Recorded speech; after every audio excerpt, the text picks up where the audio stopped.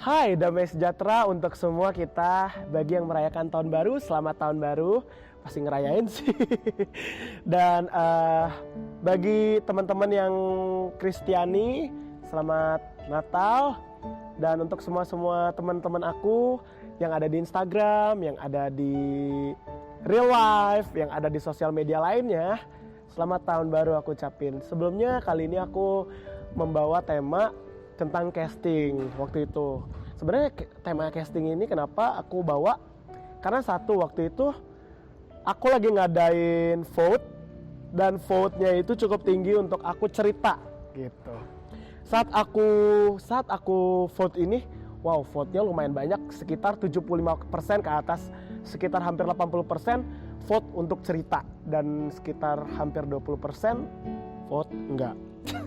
Tapi nggak apa-apa. Seenggaknya itu seenggaknya itu jadi motivasi untuk aku. Yang enggak itu mungkin sebenarnya dia mau support cuma malu-malu, tapi ya udah, aku tetap cerita untuk semua teman-teman yang ngevote cerita. Nah, waktu aku casting sepanjang tahun ini, aku banyak ngelewatin mulai dari main drama biasa, terus casting di luar yang aku kadang ditolak, kadang diterima. Tapi aku mau cerita tentang casting yang paling berkesan gitu selama sepanjang tahun ini. Dan itu casting di Cinemart Production. Ya, Cinemart Production. Kita semua tahu PH itu terkenal banget ya sekarang yang ada di SCTV ya kan? Dan kalian tahu di situ saat gue casting ada berapa belas ribu orang yang ngantri. Wow. Itu banyak banget men. Ada sekitar 12.000 orang, bayangin 12.000 orang, dan gue urutan ke berapa? 513, gue masih ingat banget guys, 513. Dan saat ke 513 itu gue nunggu nih, 513 aja lama banget, super banget. Lo tau gak istilahnya ya, udah kayak apa ya, ngantrinya lama, panjang, udah itu masih banyak orang yang ngantri di luar belum dapat formulir. Bayangin gimana tuh. Tapi di situ saat gue casting naik ke panggung, saat pertama kali gue naik ke panggung, wow. Panggung Cinemart itu luar biasa sih. Gue bukan masalah naik panggungnya sih, tapi ini first time gitu loh casting yang ada di panggung gitu. First time dan jarang ada, dan ini cuma diadain di Cinemart gitu. Biasanya casting paling modeling di panggung ya kan ya. Tapi ini casting bener-bener cari bakat itu di panggung. Dan saat gue naik panggung, gue say hi gini, terus begini. Setelah itu gue turun, masuk ke ruang audisinya. And you know guys, di ruang audisi itu gue harus, sebelum masuk ke ruang audisi itu gue harus nunggu lagi. Nunggu berapa menit lah sebelum masuk ruang audisi. Dan gue datang dari pagi sampai sore. Gue datang naik apa? Pasti ada yang nanya. Dari ini kakak kok nggak jelasin nih datang naik apa? Sebenarnya gue pengen naik motor ke mall itu, tapi karena satu dan lain hal akhirnya gue nggak jadi naik motor. Akhirnya gue naik bus yang disaranin oleh kakak penggina gue gitu. Dan saat gue naik bus, perjalanannya cukup wow, 1,5 jam gue harus standby dari pagi. Dan gue belum nemuin merek botol minum yang akan dicastingin. Bayangin guys, gue cari di stasiun Senen waktu itu.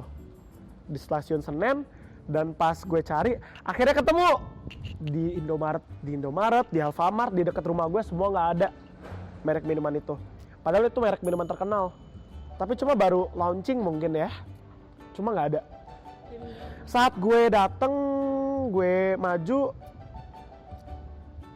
ambil formulir, pas ambil formnya, buset, tahu gak? Itu rame banget, rame super, dan gue nggak habis pikir sih, gue mau antrian nomor berapa ya? Gue mikir kayak gitu. Akhirnya gue dapat 500 sekian, dan gue tampilnya siang. Saat gue di ruang tunggu ini, nggak lama masuk bareng teman gue. Di situ gue diperhadapkan juri, ada sekian belas juri. Saat ada sekian belas juri, akhirnya gue diperhadapkan satu juri. Saat satu juri ini langsung bilang, dia jelasin tiba-tiba ternyata castingnya bukan personal, tapi castingnya grup. Dan satu grup itu ada berlima. Dan di grup ini 5 dijelasin, disuruh kalian harus bikin cerita. Kalian harus bikin cerita itu dalam 2 menit. Waktu dikasih 2 menit. Tadinya 3 menit dikurangin. Gue juga gak ngerti jadi 2 menit. Dan saat waktu 2 menit itu kita harus berbincang mau cerita apa ya. Di situ karena di castingnya kita improvisasi. Saat casting improvisasi itu di grup gue, akhirnya pada nyaranin, cerita perselingkuhan aja, cerita ini, cerita itu. Gue ngakak juga. Cerita perselingkuhan gitu loh, ya kan? Dan itu udah banyak banget kayak FTV Indosiar gitu loh. Gue aneh aja gitu. Akhirnya gue bilang jangan FTV perselingkuhan gitu, maksudnya jangan cerita-cerita perselingkuhan karena itu udah banyak banget. Dan gue akhirnya nyaranin tentang cerita tentang keluarga, dimana keluarga ini anak ini ngelawan orang tua. Di situ gue yang bangun ceritanya, gue ceritain ke mereka gini, gue atur ceritanya. Saat casting dimulai, gue tuh dapat bagian peran, kan gue yang ngatur ceritanya. Gue jadi kayak second lead gitu, kayak peran kedua gitu. Jadi peran utamanya temen gue yang on the spot kenal, dan di situ kita bagi peran semuanya, bagi data. Yang peran utama di situ temen gue, dan gue second lead. Saat gue jadi second lead itu jadi bapaknya, gue dikurang ajarin anaknya. Di situ gue berperan semaksimal mungkin, ya gue bisa, yang gue dalemin. Saat gue mendalami peran itu, ya mungkin jurinya lebih fokus ke peran utama, tapi gue mau ngucap syukur sih saat di bagian hasilnya, dan hasilnya diambil dari grup kita. Sebenarnya bisa dikatakan lolos gitu, grup kita bisa dikatakan lolos, tapi yang diambil cuma 1, dan 1 itu not me, bukan saya. Saat itu bukan saya, gimana reaksi saya? Di samping orang yang keterima, dan itu adalah teman saya. Saat itu saya langsung speechless gitu.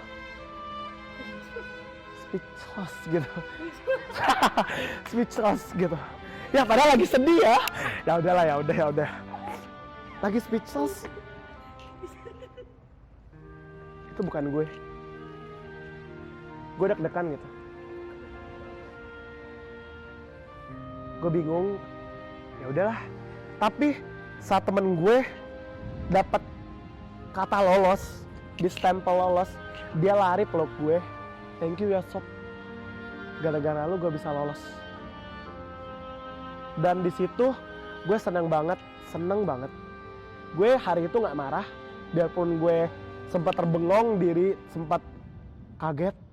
Ternyata bukan gue yang menang, ternyata bukan gue yang lolos, tapi temen gue sendiri. Gue sempat bengong. And you know why?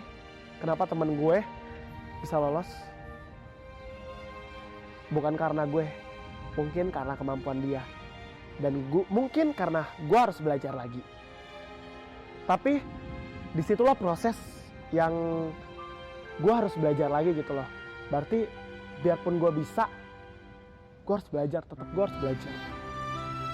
Teman-teman, gue mau kasih tahu satu hal buat teman-teman. Saat kalian punya mimpi, jangan pernah patah semangat untuk mimpi kalian. Percaya, Tuhan yang kita sembah adalah Tuhan yang hidup.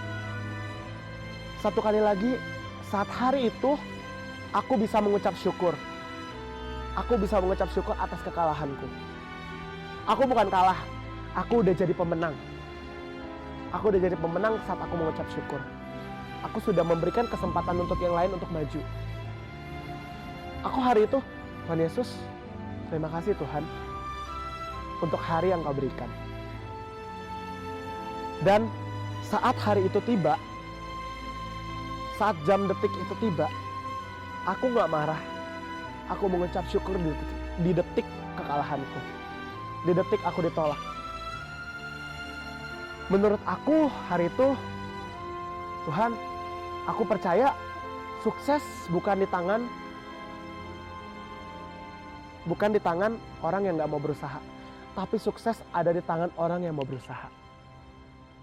Doa dan percaya, doa dan imani dan melangkah, maka semuanya akan Tuhan sediakan. Saat hari ini aku ngomong di depan kalian semua, bukan aku orang yang hebat, tetapi aku mau kasih tahu satu hal. Aku tahu ada Tuhan yang hidup di hidupku. Aku tahu Tuhan adalah penjaminku. Kalau aku boleh gagal, Tuhan siapin 1001 cara untuk aku berhasil. Dan aku percaya akan janjinya. Janji Tuhan, ya dan amin, teman-teman. Oke, itu kesaksian dari aku, kesaksian sepanjang tahun 2017 yang paling ajaib di hidupku. Semoga memberkati. Salam damai sejahtera.